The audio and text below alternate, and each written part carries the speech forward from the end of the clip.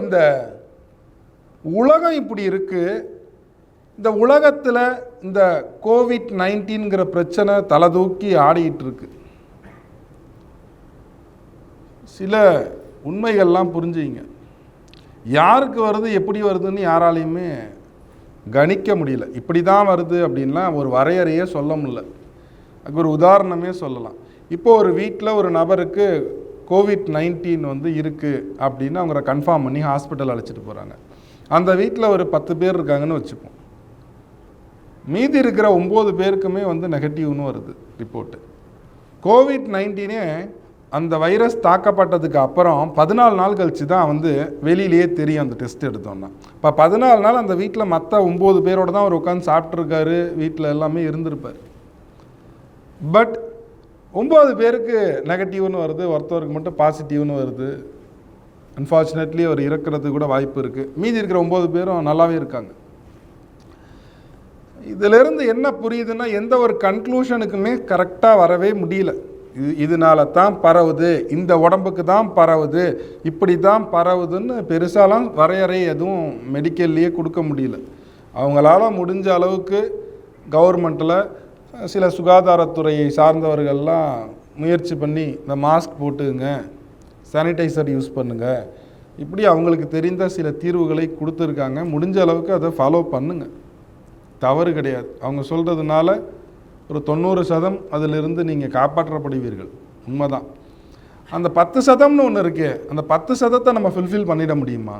வரவே வராதுடா, எனக்கு எந்த ஒரு பிரச்சனையும் வரவே வராதுன்னு தூக்கி விட்டேன்னு உங்களால் வாழ்ந்துட முடியுமா?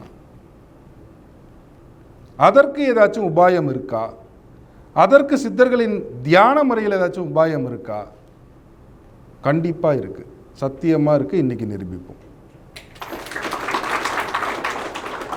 இந்த கோவிட்-19 பெரிய பூதாகாரமாக பிரச்சனை வரும்போது நான் ஒரு ஸ்பீச் ஒன்று ரிலீஸ் பண்ணினேன் யூடியூப்பில். சரியாக அதை புரிஞ்சுக்கிட்டிங்கன்னா தெரியும். இந்த காற்றில் பரவக்கூடியது அப்படின்னு ஒரு இது வந்துச்சு. இந்த கோவிட் காற்றில் பரவுது, ஜேர்னி பண்ணுது அப்படின்னு. சுவாச குழலை தாக்கி, நுரையீரலை தாக்கி, கபம் அதிகரித்து, ஸ்லேத்துமம் அதிகரித்து, கபம் அதிகரித்து ஒரு மனிதனுக்கு மூச்சு விடுறதுல சிரமமாவது, அவன் உடம்புல போதுமான பிராணாசக்தி இல்லை, ஆக்சிஜன் சரியான முறையில் இல்லாமல் அவன் இறப்பை நோக்கி போயிடுறான். அப்படிங்கும்போது திருமூலர் திருமந்திரத்தில் அழகாக சொல்லுவார், ஏற்றி இறக்கி இருகாலால் பூரிக்கும் காற்றை பிடிக்கும் கருத்தறிவாளர்கள். காற்றை பிடிக்கும் கருத்தறிவாளனுக்கு கூற்றை அவத்தை குறியது மாமி. இந்த காற்றை ஒருத்தவன் பிடிச்சிட்டான், இந்த காற்று எப்படி இந்த உடம்புக்குள்ளார இயங்குதுங்கிற அறிவியலை யார் ஒருவன் அறிந்து கொண்டானோ, சித்தர்கள் சொன்னது எல்லாமே அறிவியல் தான். ஏன்னா நம்ம மூக்கு வழியாக இந்த 2 ஓட்ட வழியாக நாசி துவாரத்தின் வழியாக காற்று உள்ளார போகுது, வெளியில் வருது. இதுதானே அறிவியல். இதுதானே நீங்கள் பல்ஸ் ரேட்லாம் பார்க்க போகிறீங்க, மூச்சு எப்படி இருக்குது என்ன பண்ணுதுன்னு. செயற்கை சுவாசம் ஆக்சிஜன் கொடுக்குறீங்க, செயற்கையாக பத்தலை, நுரையீரலால் இழுக்க முடியல, இழுத்து சரியான முறையில் பிரிக்க முடியலன்னு சொல்லிட்டு செயற்கை சுவாசம்லாம் வைக்கிறோம். அப்போ இதை எத்தனை வருஷத்துக்கு முன்னாடி சொல்லியிருக்காரு திருமூலர்? ஏற்றி இறக்கி இருகாலால் காற்றை பிடிக்கும் கருத்தறிவாளனுக்கு. இந்த காற்றை பிடிச்சிடலாமே. இந்த மூக்கு துவாரத்தில் வந்து போயிட்டுருக்கிற காற்றை எப்படி கைவல்யம் பண்ணுறதுங்கிற கலையை அறிந்தவனுக்கு யமன்ட்ட வேலை இல்லை. அப்போ இந்த மார்க்கத்தில் வந்தவன் கண்டிப்பாக இறப்பை வெல்லலாம். அது கொரோனா அல்ல, இன்னும் வரப்போகக்கூடிய காலத்திலே எவ்வளவோ விஷயங்கள் வரதான் போகுது. அது எல்லாத்தையும் நம்முடைய சித்தர்கள் மார்க்கத்தின் அறிவியல் மட்டும் உங்களுக்கு புரிந்து கொண்டால், அதை நீங்கள் அப்பியாசம் உங்களோட வாழ்க்கையில் ப்ராப்பராக நீங்கள் ஃபாலோ பண்ணிங்கன்னா உங்கள் வாழ்க்கையில் மரணத்தை கண்டிப்பாக வெல்ல முடியும். இந்த சேலஞ்சை சித்தர்களோட மார்க்கத்தில் இருக்கக்கூடிய நம்ம மாதிரி இருக்கிறவங்களை தவிர்த்து வேறு யாராலையும் சொல்ல முடியாது. அப்போ மேலே சித்தர்களோட மார்க்கம் என்ன, அதோட சூட்சமங்கள் என்ன? கண்ணுக்கு தெரியாத விஷயங்கள். சூட்சமம்னா என்ன? கண்ணுக்கு தெரியாத விஷயம், நம்மளோட ஐம்புலன்களால் உணர முடியாத விஷயம். மூக்கால் சுவாசம் பண்ணி அதை புரிஞ்சிக்க முடியாது, கண்ணால் பார்த்து புரிஞ்சிக்க முடியாது, காதால் கேட்டு புரிஞ்சிக்க முடியாத விஷயங்கள் நம்மளோட தொடு உணர்ச்சியால், இந்த தேகத்தால், இந்த ஸ்பரிசத்தால் நாமால் உணர முடியாத விஷயங்கள், அறிந்து கொள்ள முடியாத விஷயங்கள் தான் சூக்ஷமங்கள்னு சொல்கிறது. இப்போ ஒரு மந்திரம் இருக்குது, ஓம் நம சிவய சிவய நம எனம சிவ மசிவயன வயநமசி. சொல்லியாச்சு சிதம்பரம் சக்கரம், சொல்லியா வாழ்க்கை நல்லா இருக்கு. தமிழில் இருக்கக்கூடிய 5 எழுத்துக்கள், உயிரெழுத்து 12, மெய்யெழுத்து 18, இது ரெண்டும் சேர்ந்தது உயிர்மெய் எழுத்துக்கள். அந்த எழுத்துக்களில் இருக்கக்கூடிய வெறும் 5 எழுத்தை தான் நம்ம எடுத்துக்கிட்டோம். 5 எழுத்தை, அந்த எழுத்துக்களின் வரிசைகளை மாற்றி மாற்றி நாம் சொல்லும்போது எவ்வளோ பலன் நடக்குதுங்கிறத ஏறக்குறைய ஒரு 3 ஆண்டு காலம் இந்த உலகத்தில் நம்ம யூடியூப்பில் சிதம்பர சக்கர போகர் மந்திரத்தை கொடுத்துருக்கோம். கண்டிப்பாக அதோட ரிசல்ட் உங்களுக்கே தெரிஞ்சிருக்கும். தமிழில் இருக்கக்கூடிய, தமிழ் மொழியில் இருக்கக்கூடிய வெறும் 5 எழுத்துக்களை, நான் சமஸ்கிருதத்துக்கு போகல, சமஸ்கிருத ஸ்லோகங்களை உங்களுக்கு சொல்லித்தரல, ரிஷி மகான்கள் கொடுத்த பெரிய பெரிய ஸ்லோகங்கள்லாம் இருக்குது, நான் அதுக்குள்ளார போகல. நாம் பேசக்கூடிய தமிழ் எழுத்துக்களில் இருக்கக்கூடிய வெறும் 5 எழுத்து, 5 எழுத்து அந்த மந்திரத்தை மட்டும் பிரயோகம் பண்ணி எண்ணற்ற பேரோட நோய் நீங்கியிருக்கு, எண்ணற்ற பேரோட மனக்கவலை நீங்கியிருக்கு, குடும்ப நிலை மாறி இருக்கு, தேகத்தில் இருக்கக்கூடிய பிணி, மனசில் இருக்கக்கூடிய பிணி, குடும்பத்தில் இருக்கக்கூடிய கஷ்டம் எவ்வளோ நீங்கியிருக்கு. நீங்கள் இருக்கா இல்லையா? இங்கே வந்திருக்கிறவங்களாம் சாட்சியாக இருக்கீங்களா இல்லையா? இருக்கீங்க. ஆனால் நம்ம வீட்டு பிள்ளைய தமிழ் மீடியத்தில் படிக்க வைக்கிறதுக்கு மட்டும் காசுக்குது. ஏன்னா இன்னொரு நூற்றாண்டு, இன்னொரு காலம் போயிடுச்சுன்னா தமிழ் மொழி போயிடும் போல். தமிழ் மீடியமில் படிக்கிறதையே இன்றைக்கி கேவலமாக பார்க்கக்கூடிய காலமாக போயிடுச்சு. பிள்ளைய எந்த பள்ளிக்கூடம் அனுப்புகிறீங்கன்னு தமிழில் கேட்குறதில்ல, எந்த கான்வென்ட் ஸ்கூலில் சேர்த்துருக்கீங்கன்னு தான் கேட்குறாங்க. அந்த நிலையில் தான் நம்மளோட வாழ்க்கை இருக்குது. தமிழ் இருக்கிற வரைக்கும் தான் சித்தர்கள் இருப்பாங்க, தமிழ் இருக்கிற வரைக்கும் தான் சித்தர்களோட நூட்கள் இருக்கும். மேஜர் ஆஃப் ப்ராப்ளம் இந்த வேர்ல்டில் பல இடத்துல பல நாடுகளில் நான் சந்திக்கிற ஒரே பிரச்சனை என்னென்னா, ஐயா எங்களுக்கு தமிழில் பேசுகிறதுக்கு கூட வரும், தமிழ் மொழியை படிக்க தெரியாது. நான் சந்திக்கக்கூடிய விஷயங்கள் இந்த பொக்கிஷங்கள், ஒரு மனிதனோட மரணத்தையே வெல்லக்கூடிய பொக்கிஷங்களோட அற்புதங்கள் தமிழ் மொழியில் இருக்குது. சித்தர்கள் அதனால்தான் தமிழ் மொழியிலேயே எல்லாத்தையும் உருவாக்கிட்டு போனாங்க. சித்தர்கள் எல்லாரும் தமிழர்கள் இல்லை, நம்ம சித்தர்கள்னு பல கோடி பேர் இருக்காங்க, எல்லாரையும் எடுத்துக்க முடியாது. 18 சித்தர்கள் தான் நம்ம ஆதாரமாக எடுத்துப்போம். இந்த 18 சித்தர்களை வரையறையில் பழம்பெரும் பாடல்கள் கொடுக்கப்பட்டிருக்கு. அதுக்கு அப்பாற்பட்டு எவ்வளோ சித்தர்கள் எவ்வளோ பாடியிருக்காங்கன்னு வச்சுப்போம். அந்த சித்தர்களோட அடிப்படை தத்துவங்கள் எல்லாம் தமிழ் மொழிகளிலே தான் இருக்கு. இந்த நமஷி வய தனியாக சொல்லும் போது நமஷி வாய ரெண்டுமே சரிதான், கன்ஃபியூஷன் வேண்டாம். அச்சர மாறுதலில் சொல்லும்போது நமஷி வய, அதற்கு ஒரு மாத்திரை தமிழில் மட்டும்தான் எனக்கு தெரிந்த அளவுக்கு சொல்கிறேன்.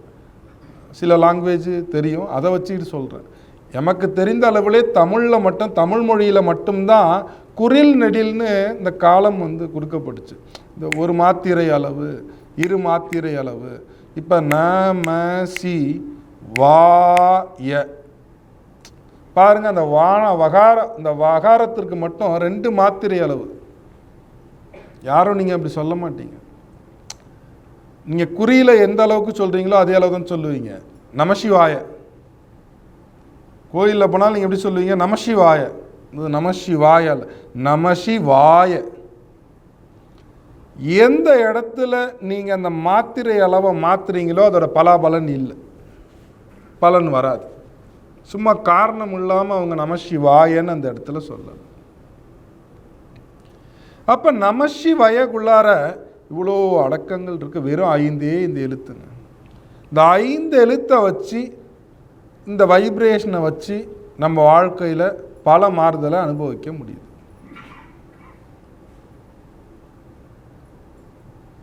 எந்த அளவுக்கு அதை நம்ம உணர்ந்திருக்கோம். இப்போ இந்த மந்திரத்தை நாம் சொல்லி பல பேர் பலன் அடைஞ்சிருக்கோம்.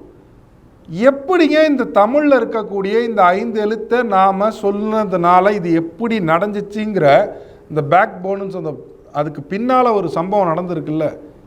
இந்த பிரபஞ்சத்தில் நாம் வாழ்கிறோம், இந்த பூமி இயங்கிக்கிட்டு இருக்கு, இந்த பூமியின் மீது நாம் வாழ்கிறோம், நமக்கு துன்பம் கஷ்டம் எல்லாமே இருக்குல்ல.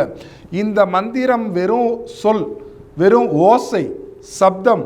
இந்த சப்தத்தை சொல்லும்போது எப்படி நம்முடைய துன்பம் கஷ்டம் மாறியது, அதில் ஒரு சூட்சமமான விஷயம் இருக்கு. அந்த சூட்சமத்தை நீங்கள் புரிந்து கொண்டீர்களானால் உங்கள் வாழ்க்கையில் நமசிவாயங்கிறது மலர்ந்துடும். இப்போ மலரலை. நான் சொல்லி கொடுத்தேன், என் மேலே நம்பிக்கை உங்களுக்கு இருந்துச்சு, சித்தர்கள் மேலே நம்பிக்கை இருந்துச்சு, நீங்கள் அதை அப்படியே சொன்னீங்க, அவ்வளோதான்.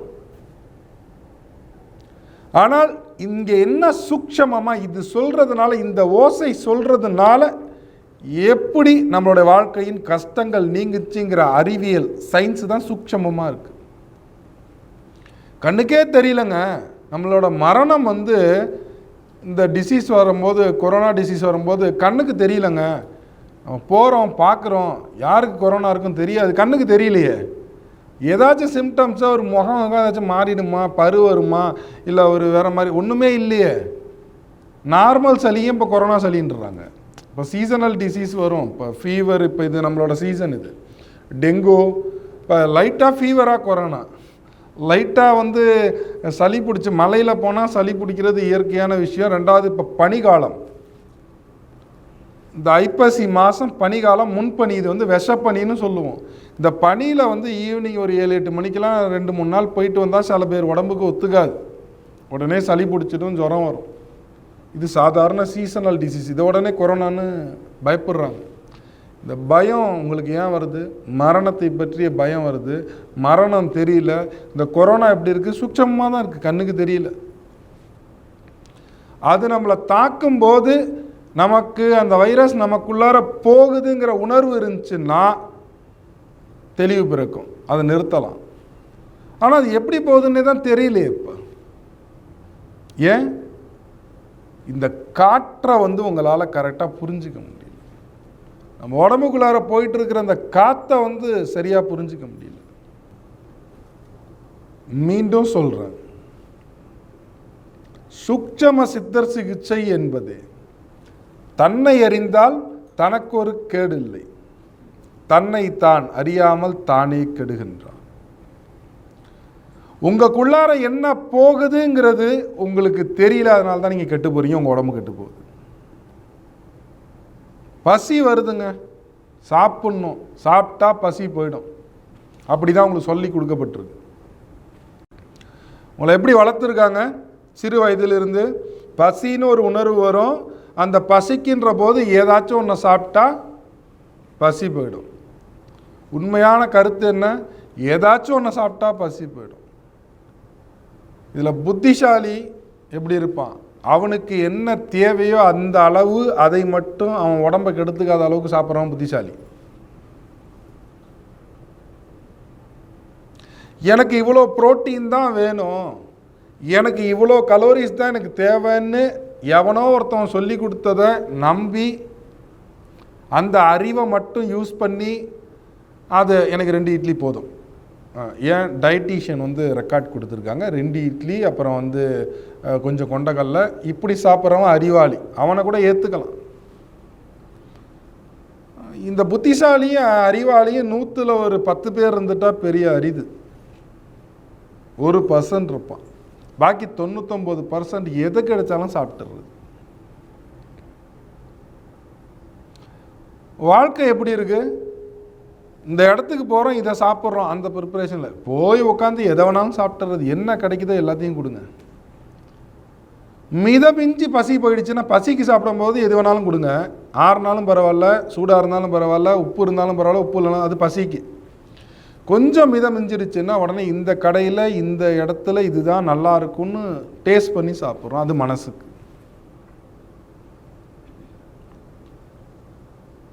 உங்கள் உடம்புக்கு எது தேவை எது தேவையில்லைங்கிறத நம்மளால் ஜட்ஜ்மெண்ட் பண்ண முடியல.